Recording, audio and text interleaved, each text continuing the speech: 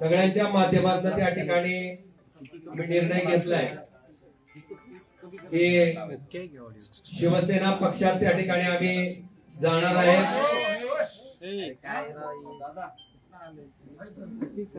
श्री एकनाथ शिंदे साहेबांच्या नेतृत्वाखाली आम्ही त्या ठिकाणी काम करणार आहे।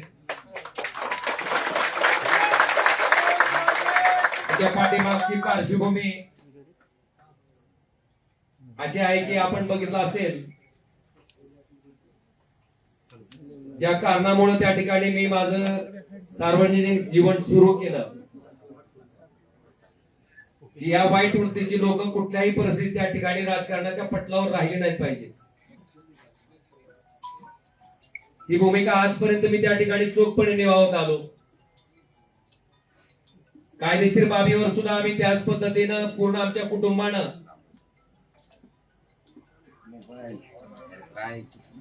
महाराष्ट्र पोलीस जे तपास करत होते, कळंबोली पोलीस स्टेशन जे तपास करत होते ते दबावाखाली करतंय आणि इथून आम्हाला न्याय मिळू शकत नाही, म्हणून हा तपास सीबीआय कडे वर्ग करावा अशी मागणी, अशी याचिका हायकोर्टात केल्याच्या नंतर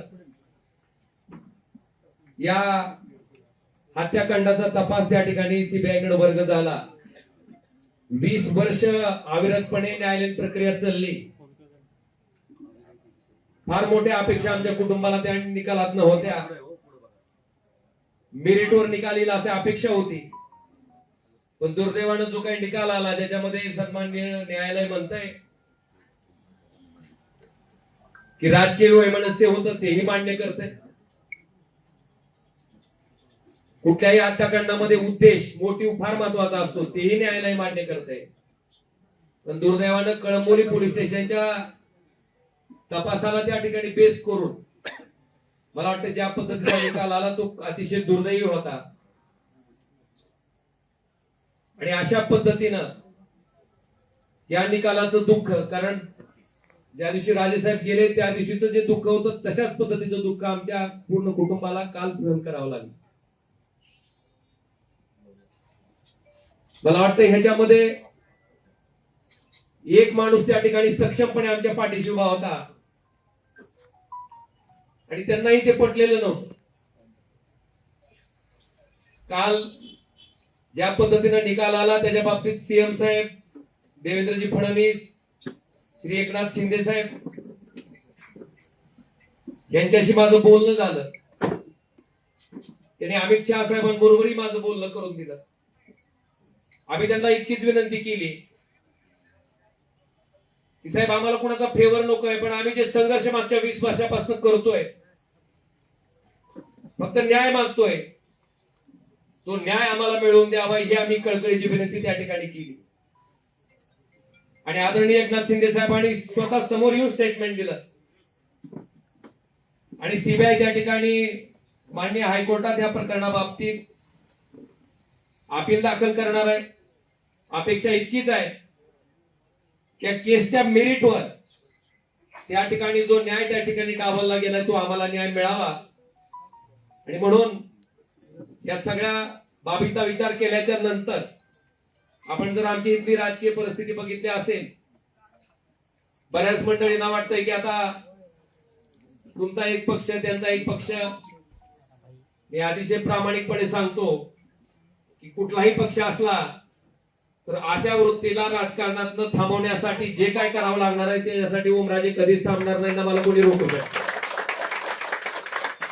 आज ज्या सत्तेची ताकद घेऊन त्या ठिकाणी आमच्यासारख्या सर्वसामान्य कार्यकर्त्यावर जो अन्याय होतोय, आज गावागावातल्या माणसाला त्या ठिकाणी थांबवलं जात आहे। अनेक लोकोपयोगी कामं आहेत, खासदार म्हणून त्या माणसाला वाटतंय की बाबा खासदारांना आमचा ट्रान्सफॉर्मर द्यावा, खासदारांना आमच्यातलं अमुक काम करावं। आज 7 वर्ष होत आले, त्या माणसाच्या अपेक्षा फार मोठ्या आहेत। मला वाटतंय निश्चितपणे या सगळ्या अपेक्षांना न्याय द्यायचं काम मी निश्चितपणे प्रामाणिकपणे इथून पुढच्या कालखंडामध्ये करत राहील।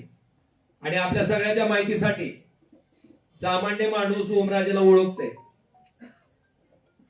2009 पासून ते आजपर्यंत, 2006 पासून ते आजपर्यंत या सामान्य माणसासाठी मी काय काम करतो हे सामान्य माणसानं बघितलंय, आणि म्हणून कुठल्या पैशाच्या हव्यासापोटी, कुठल्या पदाच्या हव्यासापोटी जाणारा ओमराजे नाही.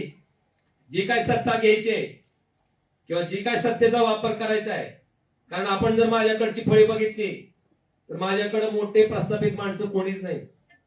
माझ्याकडे सामान्य माणसं, समाजातले शेवटच्या घटकातली माणसं त्या ठिकाणी आज माझ्याकडे आशा लावून बघतायत.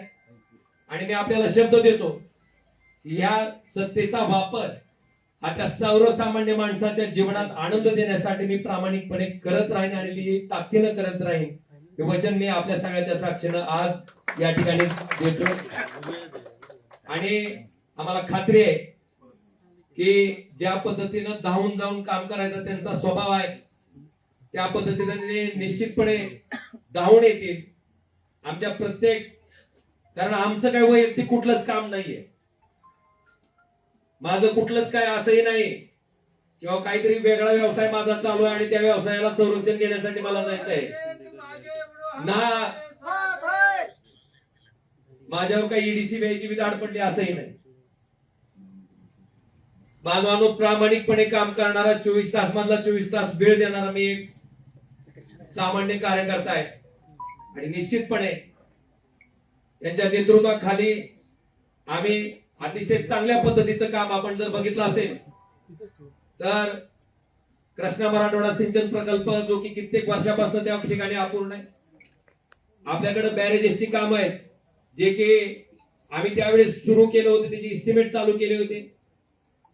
मला वाटतंय या सत्तेचा उपयोग कशा पद्धतीने केला जाऊ शकतो हे निश्चितपणे आम्ही धाराशिव लोकसभा मतदारसंघातील जनतेला चांगल्या पद्धतीने त्या ठिकाणी राबवून, नुसत्या घोषणा नाहीत तर त्या राबवून अतिशय चांगल्या पद्धतीनं दाखवून देऊ, हेही वचन मी आजच्या या पत्रकार परिषदेच्या निमित्तानं देतो.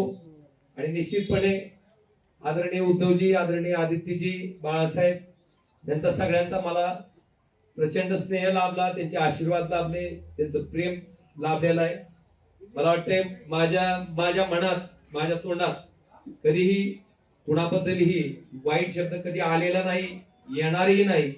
आणि मी मगाशी आमच्या सगळ्या सैनिकांना सुद्धा सगळ्यांना सांगितलं की एकही शब्द भले कुठल्याही प्रकारची, कशाही प्रकारची कमेंट पुढे न आली तर मला वाटतंय मातुश्री बद्दल आपल्याकडे एकही शब्द जायला नको, ही मी विनंती सगळ्या आमच्या कार्यकर्त्यांना केलेली आहे. मी त्यांचंही मनापासून आभार व्यक्त करतो. आणि निश्चितपणे माझा पुढचा जो राजकीय प्रवास आहे, हा राजकीय प्रवास सर्वसामान्य माणसाच्या जीवनात आनंदाचे क्षण आणण्यासाठी, त्याला सुखाचे क्षण देण्यासाठी एक कायम स्वरूपी अविरतपणे जसा आधी काम करत आलोय त्याच पद्धतीने अविरतपणे त्यांच्यासाठी काम करत राहीन, हेही वचन देतो.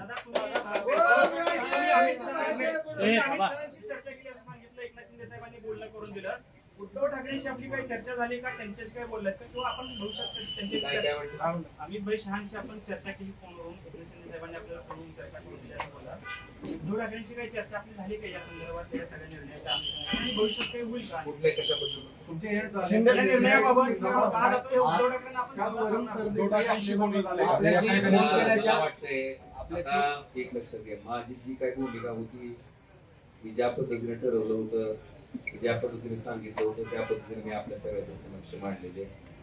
आणि माझी आपल्याला इतकीच विनंती आहे की आम्ही काय बोललेलो असेल तर निश्चितपणे तुम्ही त्याची बातमी करा, त्याच्याबद्दल काही दुमत नाही. पण न बोललेल्याही बातम्या त्या ठिकाणी चालवल्या जातात आणि विनाकारण कुणाबद्दलही गैरसमज त्या ठिकाणी निर्माण केले जातात. तर फक्त तेवढ्या गोष्टी घडून नयेत. आज मला जे काय बोलायचे मी बोललोय आणि मला एवढं सांगायचं, मी बोलण्यापेक्षा मी जो हा निर्णय घेतलाय ह्या निर्णयाचं समर्थन माझ्या कामातनं, माझ्या कष्टातनं त्या ठिकाणी लोकांना दाखवून देईन, एवढं मात्र मी तुम्हाला